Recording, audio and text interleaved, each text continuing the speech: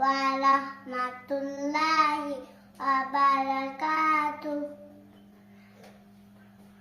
আমার নাম কিফায়াত চৌধুরী আরুয়া। আমি এখন আপনাদের নুরানি পদ্ধতির কিছু হাদিস পড়ে শোনাবো।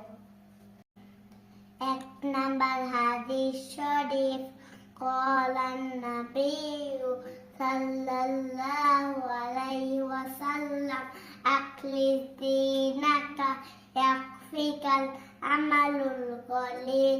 1 নাম্বার হাদিস শরীফের অর্থ, হযরত নবী করিম সাল্লাল্লাহু আলাইহি ওয়াসাল্লাম ফরমায়াছেন, তোমার ঈমানকে খাঁটি করো, অল্প আমলই নাজাতের জন্য যথেষ্ট হবে।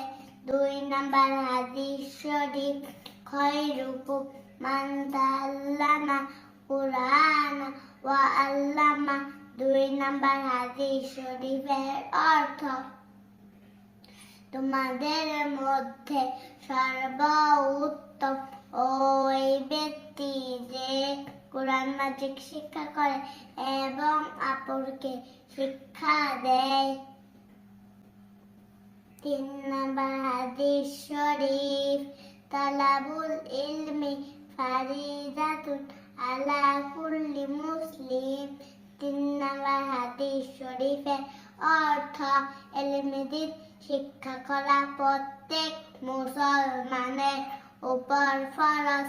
4 নাম্বার হাদিস শরীফ, আত-তুহুরু শাতরুল ঈমান।